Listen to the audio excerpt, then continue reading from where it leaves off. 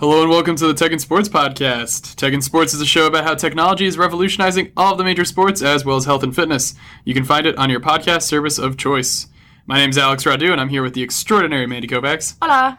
This week we spoke with DAZN Canada's Alex Rice about the rise of sports streaming, plus all of the biggest news from the last week, new apps or wearables, and your weekly concussion update. But before we get to that, we would really appreciate it if you would review and rate the Tech and Sports Podcast on iTunes and Google Play or wherever else you get your podcasts from.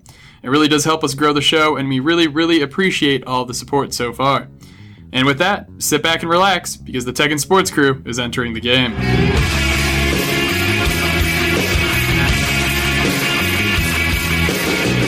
All right, so Mandy, the news. All right, so first up, CBS has unveiled CBS Sports HQ, a 24-hour streaming sports network that offers news, highlights, and analysis that can be accessed for free on any device with internet or data connections. So fans will be able to watch full-day live anchored coverage featuring game breakdowns and the top daily sports storylines. It'll also have DVR capabilities so that watchers can rewind to previous segments and jump back into live programming whenever they want. From the sounds of it, CBS Sports HQ is meant for the latest news or game highlights or breakdowns, not necessarily for actual game broadcasts. Which is kind of interesting because I imagine that's kind of what Twitter already does. Yeah. So I don't know if we needed a CBS dedicated breakdown or game highlights or something like that. But we'll see, because maybe this is just a test bed though for eventually live streaming sports. Yeah, I kind of feel like they're just throwing their hat in the ring to see how it goes. Yeah, and we'll talk more about streaming sports and what's happening in Canada specifically later in the podcast in our discussion. That seems to be the theme of our episode. And so in similar news, Amazon has signed a deal with the UFC so that it can now sell pay-per-view packages for upcoming fights.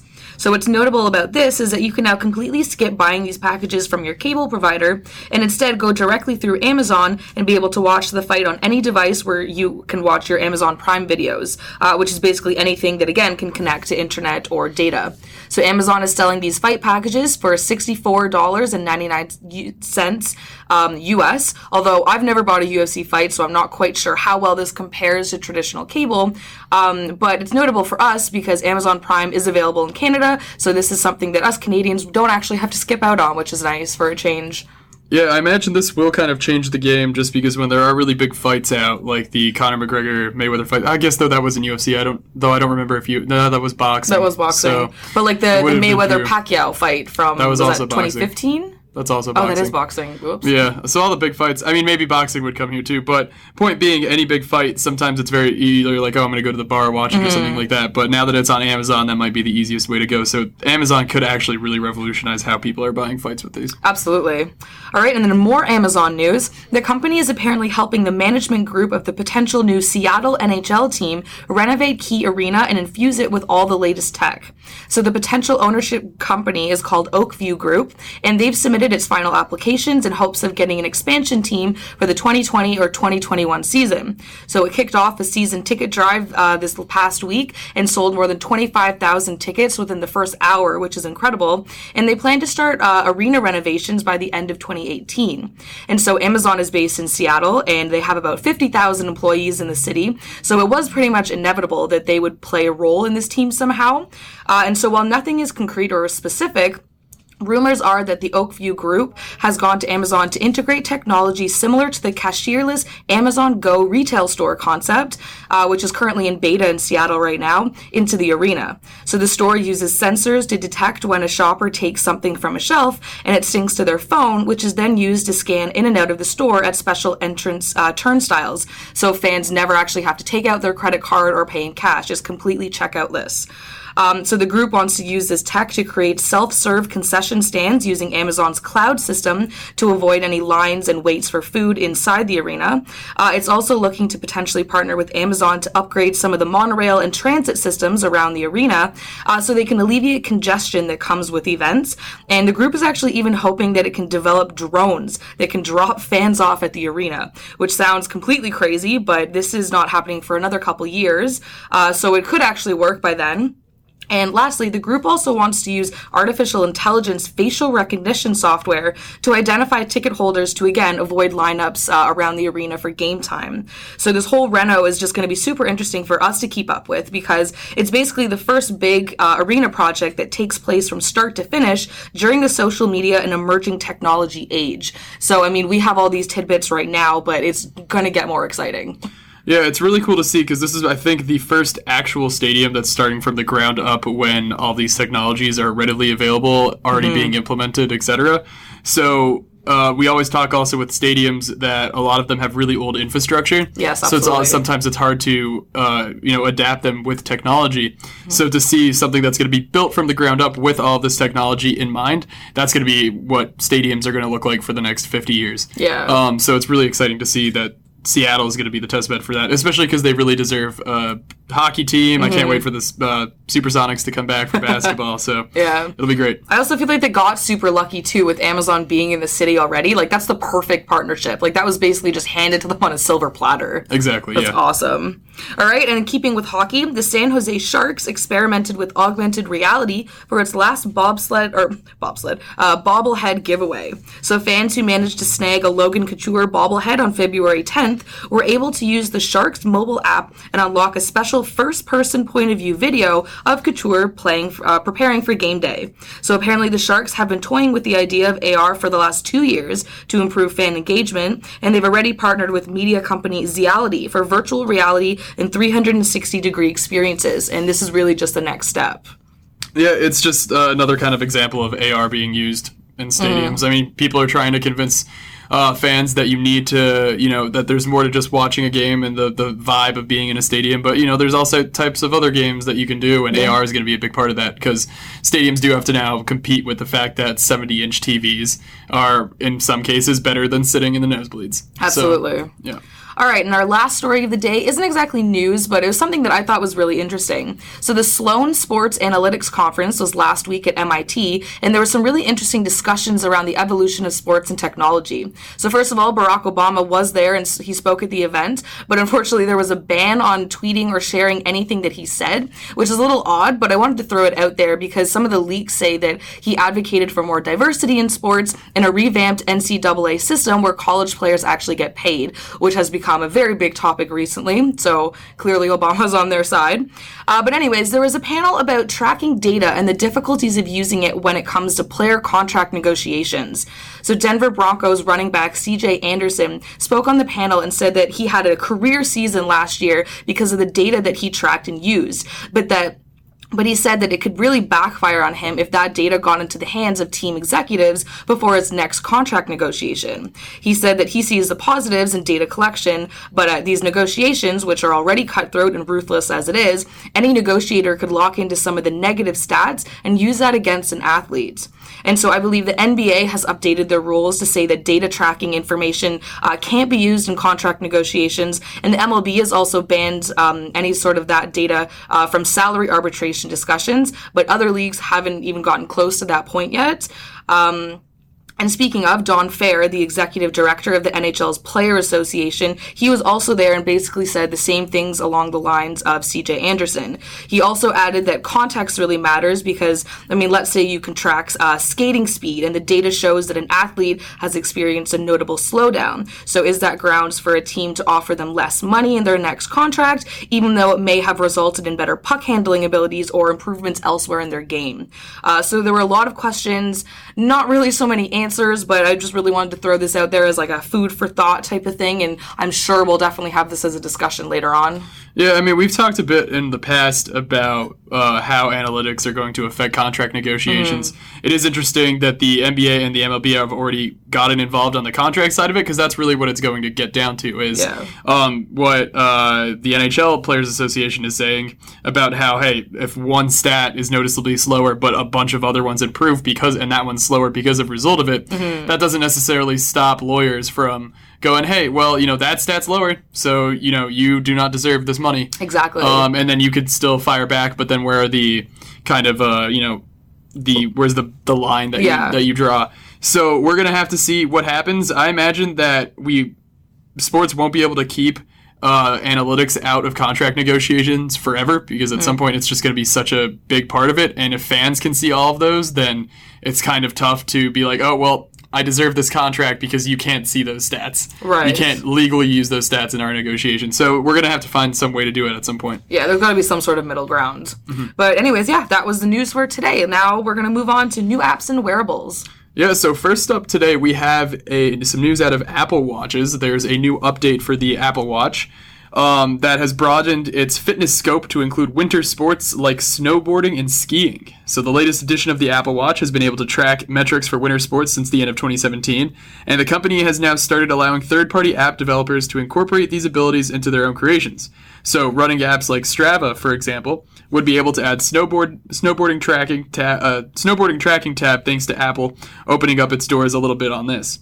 The only downside is that these features are only available on the Apple Watch 3 because it's the only one with an altimeter, which is the sensor that detects altitude, which is obviously important on ski hills and mountains because without it, you would kind of lose the point of it. Yeah, you wouldn't be able to track it otherwise. Yeah, so just kind of an example of Apple expanding to some other sports. Makes sense. The Winter Olympics were here. They're always popular. It's always a good time to start incorporating Winter Olympic type sport and activities into these things. Yeah, and it really kind of proves, too, that the wearables market, at least was like the watches, is definitely really a two-horse race between Apple and, as we'll see, with Fitbit. Yeah, it really, and if you look at, I believe, the latest stats out of just the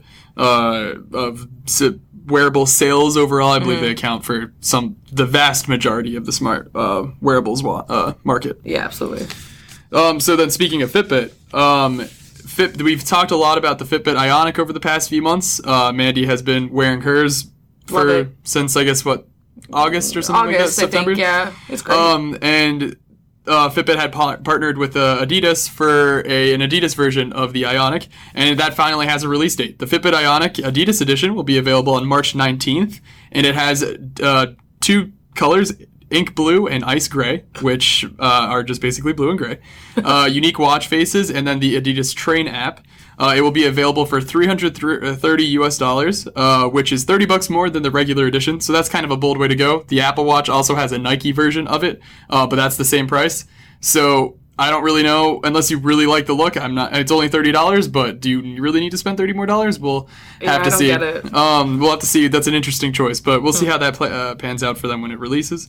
And then also there have been images of another Fitbit smartwatch that have also leaked, but Fitbit has yet to reveal anything specific, although its signs seem to point to either a new brand altogether, a new Ionic, or even the rumored Blaze 2. So we'll keep you updated on that once Fitbit actually speaks about it. Yeah, we don't like rumors. Or we do like rumors, but we can't. It's hard to report on them. Yeah, it's hard to report on them. All right, so then lastly for this is we have a little roundup here of some sports technologies displayed at the Sports Business Expo Tokyo event that attracted 630 companies and an estimated 30,000 visitors last week.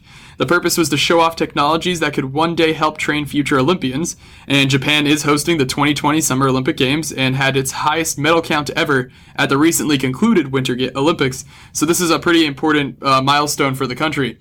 So here are just a couple of the cool pieces of tech displayed. So Lights Inc. showcased an AI system that simulates volleyball matches and maps the emotional state of athletes based on variables input by trainers and athletes.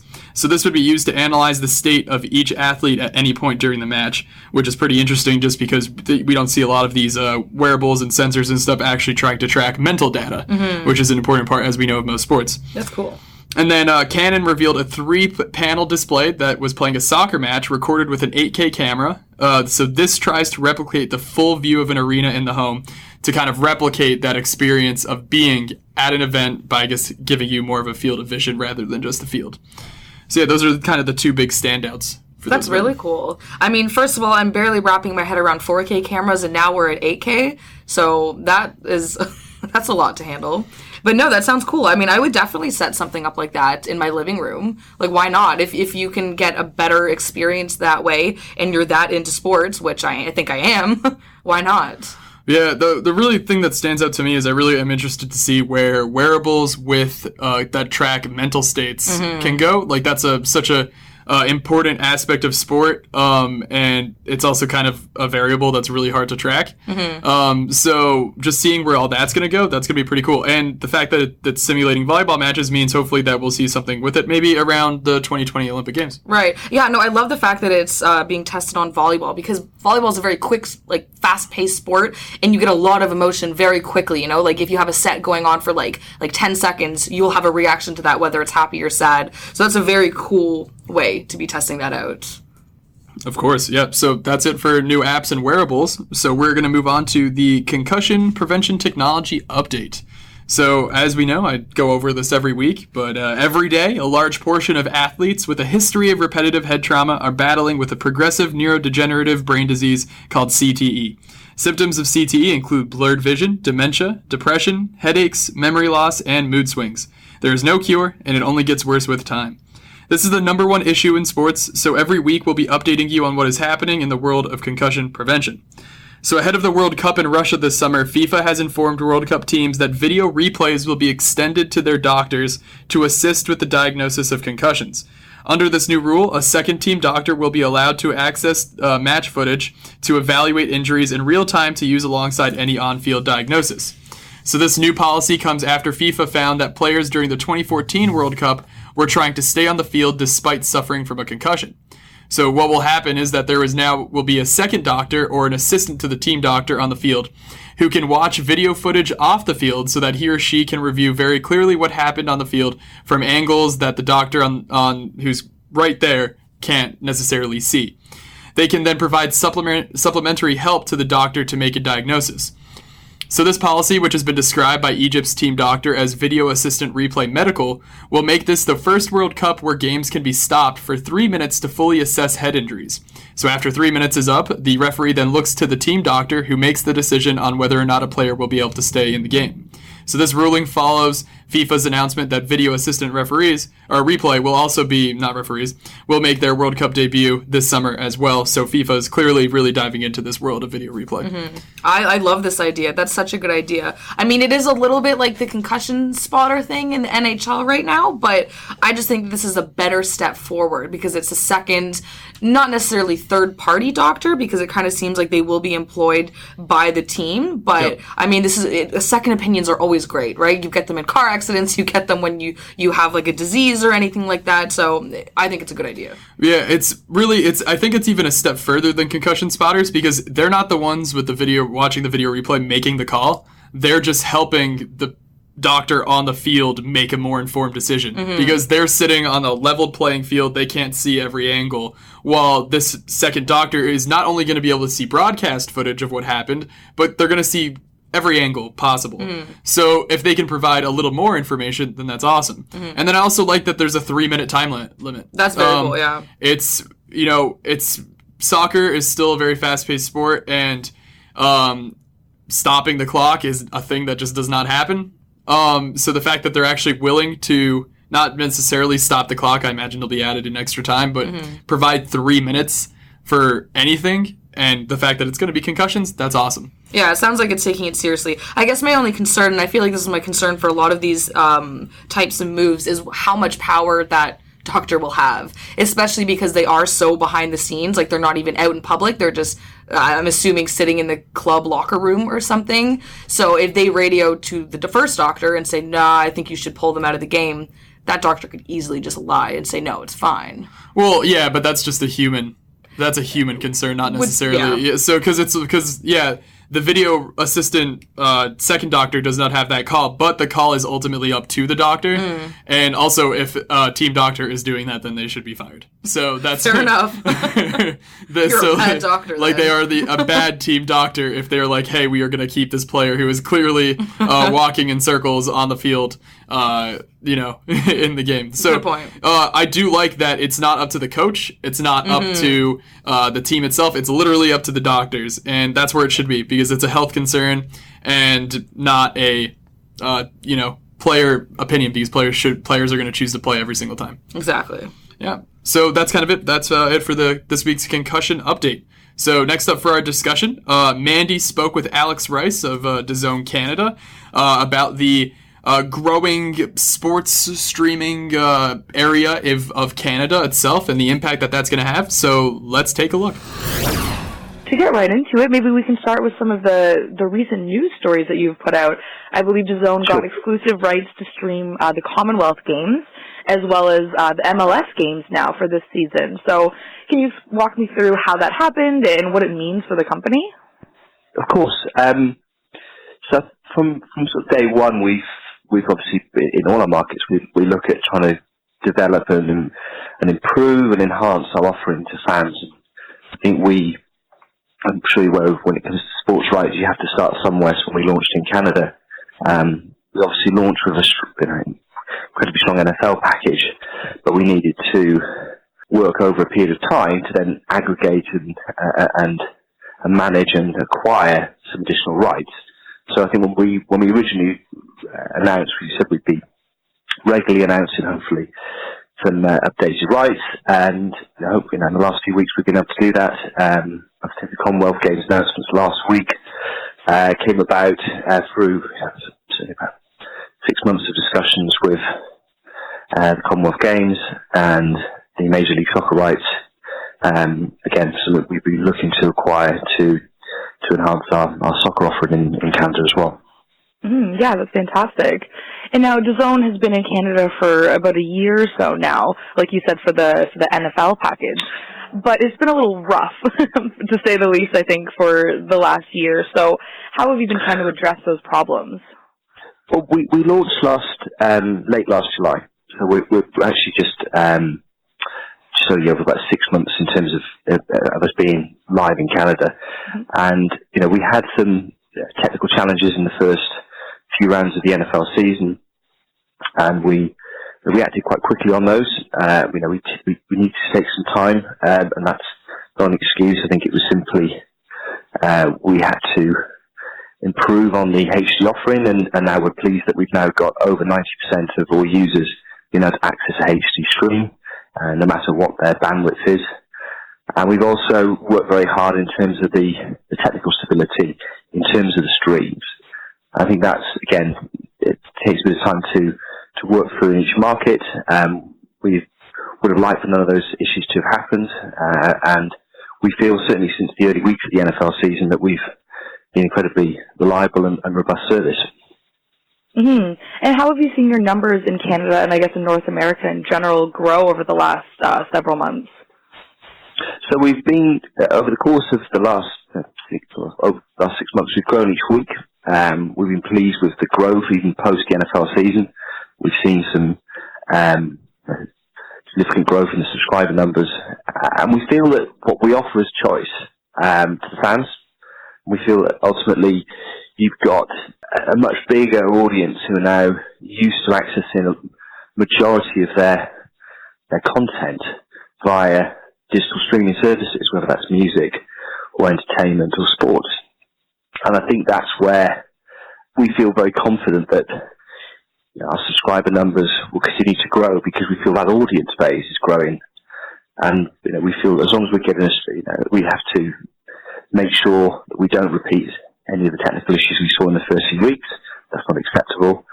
And we put our hands up. We offered refunds to the customers. And I think since that point, we've hopefully demonstrated, as we have in the other markets, a very reliable product offering. And now, so you have NFL under your belt, you have MLS under your belt.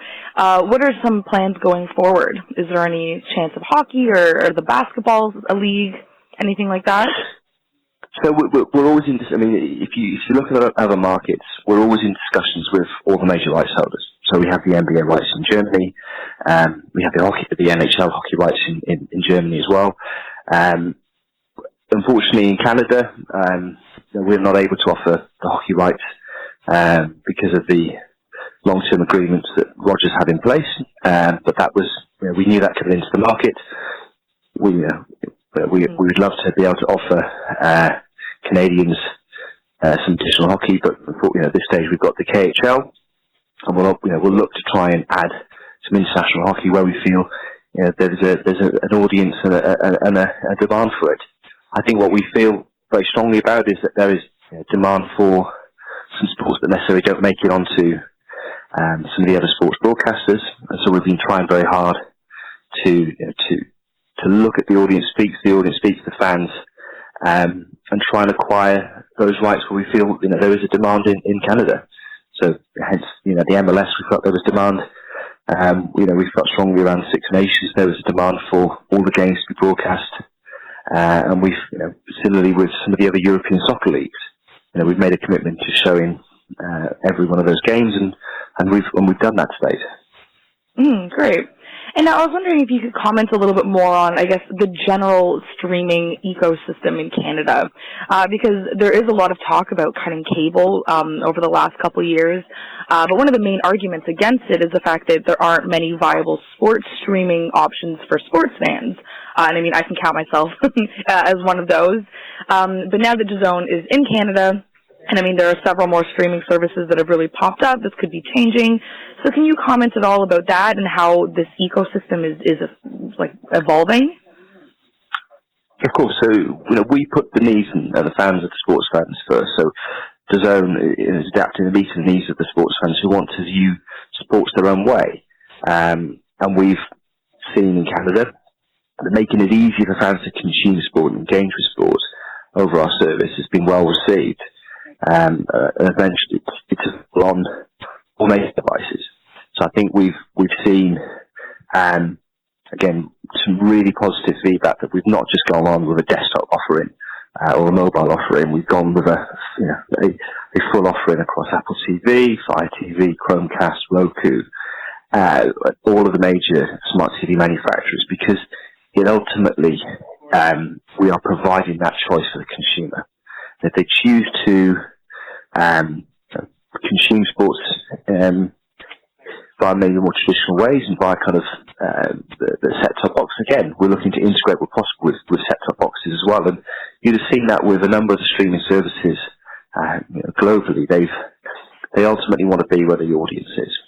Mm-hmm. And I think that's what we've always tried to attain with DAZN is we felt very strongly that there is an increasing movement of fans who are wanting content via streaming services, and that's why we launched over 18 months ago in Germany and Japan, and why we launched 6 months ago in Canada. Mm-hmm. And do you think that these sports streaming services are really the way of the future? I think choice is the way of the future. I think we feel very confident in our business model.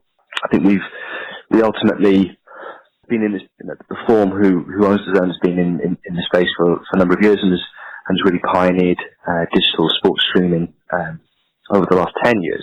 And so we've just consistently seen across all of our services and across the demand that this increase is growing year on year.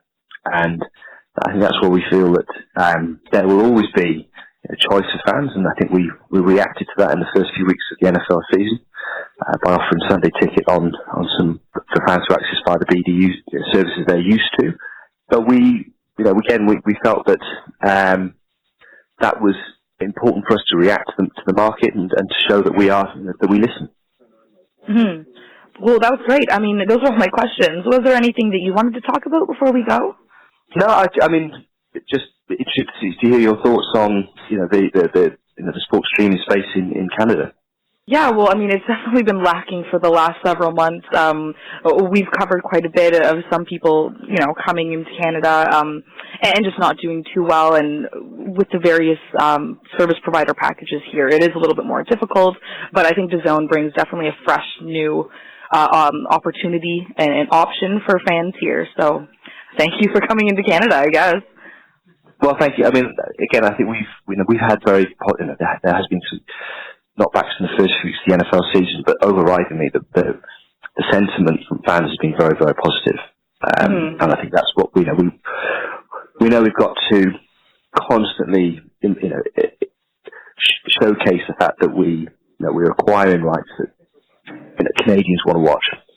Mm-hmm. And I think that's hopefully demonstrated in the last few weeks, and we'll continue to demonstrate over the coming months with what we acquire. Things like the Joshua Parker fight in a few weeks. That fight may not be broadcast, or it may be available on pay-per-view. And I think we try and acquire this content. It's because we want to showcase the best of world sport to Canadians. Great. Well, thank you so much for your time today, Alex. I really appreciate this. Have a great day. Okay. Bye. You too. Bye-bye. All right, well, that was my interview with Alex Rice from DAZN, Canada. I hope you guys enjoyed it, and thank you all for listening to this episode today. If you do like us, give us a like on Apple Podcasts, Google Play, or wherever you listen to us. And if you want, you can also follow us on Twitter. Our Tech and Sports account is at ITV Tech and Sports, and I'm at Mandy V. Kovacs, and Alex is at Alex T. Radu. So once again, thank you guys. Thank you.